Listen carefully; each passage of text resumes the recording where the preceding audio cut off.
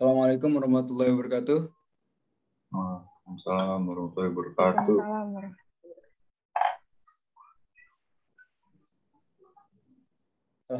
Alhamdulillahirabbil alamin wa bihi nasta'in ala umuri dunya waddin.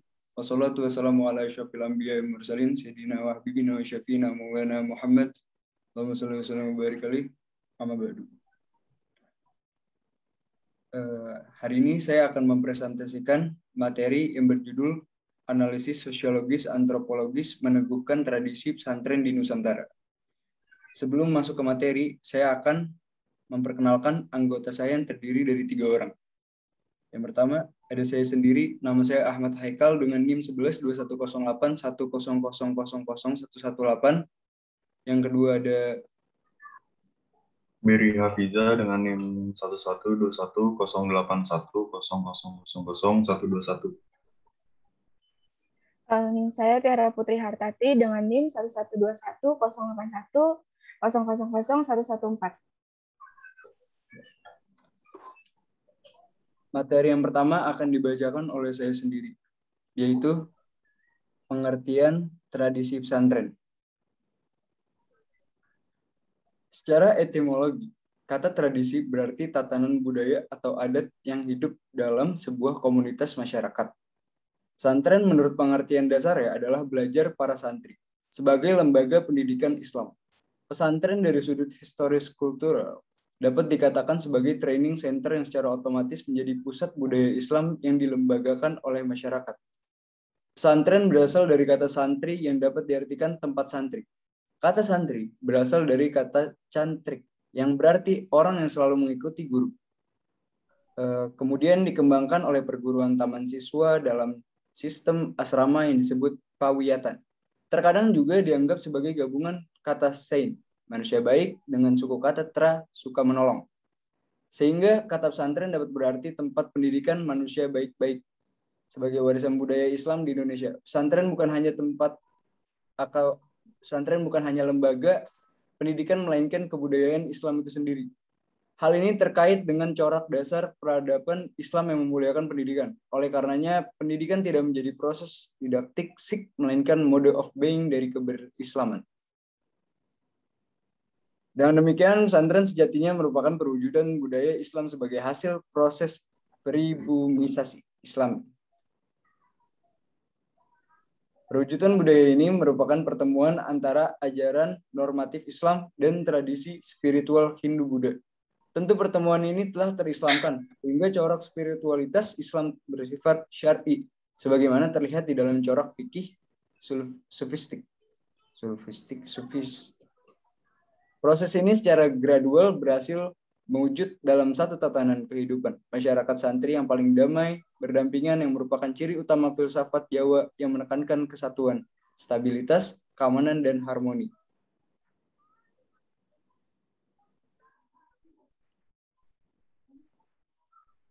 Ya, materi yang kedua. Yang kedua adalah genealogi tradisi pesantren. Persoalan sejarah tentang asal-usul pendidikan pondok pesantren tidak bisa dilepaskan begitu saja dengan persoalan historis kedatangan Islam ke wilayah Nusantara.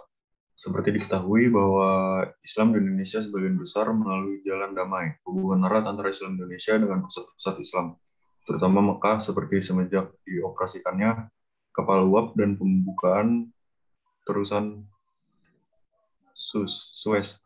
Semua itu membuktikan bahwa praktik pendidikan Islam pada abad ke-19 pada garis besarnya merupakan usaha penyesuaian diri dengan pendidikan Islam yang diberikan di Mekah. Pesantren adalah salah satu sumber ilmu, terlebih di Indonesia. Hampir di setiap kabupaten terdapat sebuah pesantren, dari yang berpenghuni puluhan sampai pada ribuan santri. Corak pendidikan yang ditawarkannya pun beraneka ragam. Jarang berbentuk modern, dengan program bahasa Arab sebagai unggulan. Ciri khas yang paling menyolok dalam tradisi pesantren adalah jaringan silsilah, sanad, ataupun genealogi yang bersifat berkesinambungan untuk menentukan tingkat kualitas keulamaan seorang intelektual. Hal ini pula yang membedakan tradisi intelektual pesantren dengan tradisi di lingkungan kampus dan bahkan lembaga-lembaga pendidikan Islam lainnya. Pesantren dilihat dari segi bentuk dan sistemnya. Berasal dari India, sebelum proses penyebaran Islam di Indonesia, sistem tersebut telah dipergunakan secara umum untuk pelajaran dan pendidikan agama Hindu dan Jawa. Kemudian pendidikan ini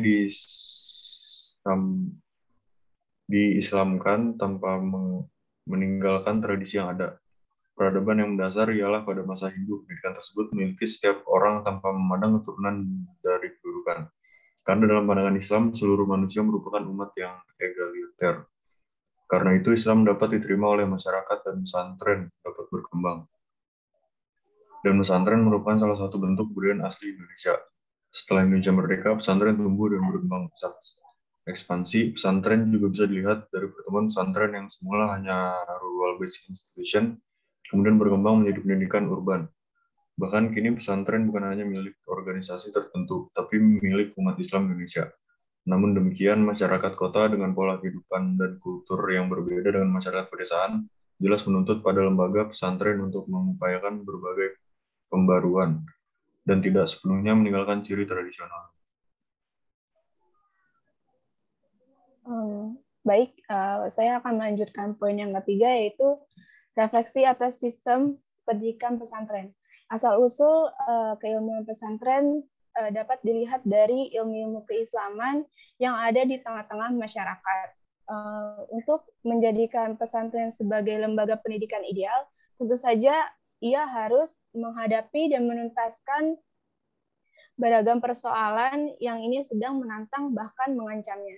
Antara ilmu umum dan ilmu agama, jika dibiarkan jalan sendiri-sendiri, maka tidak dapat pemahaman yang benar-benar baru. Pendidikan berbagai disiplin ilmu dan pengembangan metodologi yang lebih manusiawi dan religius menjadi kemestian yang tidak dapat diingkari dan dikembangkan. Sejarah pada abad ke-20 dibukanya sistem madrasah, yaitu merupakan salah satu ciri menghilangnya santri kalana dan diterapkannya sistem klasikal merubah pandangan santri terhadap ijazah formal hasil belajarnya. Menurut Davier, ada dua perubahan mengapa terjadinya perubahan lambang. Yang pertama, Kiai masih ingin mempertahankan nilai-nilai dasar pesantren. Yang kedua, belum memiliki tenaga ahli dengan kebutuhan yang diperlukan. Ada juga macam-macam perubahan pesantren pada abad ke-20. Yang pertama, menjadi alternatif. Yang kedua, tradisi pesantren yang merakyat. Yang ketiga, keampuhan pesantren sebagai benteng kultur dan agama sebagai generasi muda. Yang keempat, memiliki ikatan dan keakraban yang kuat. Di dalam pesantren juga memiliki tipe-tipe yang berbeda, dari tipe A sampai tipe F.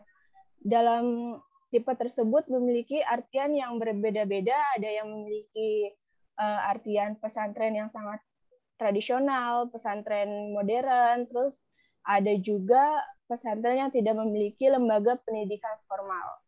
Dalam tipe-tipe tersebut, artian yang berbeda, kita harus saling menghargai dalam tradisi pesantren.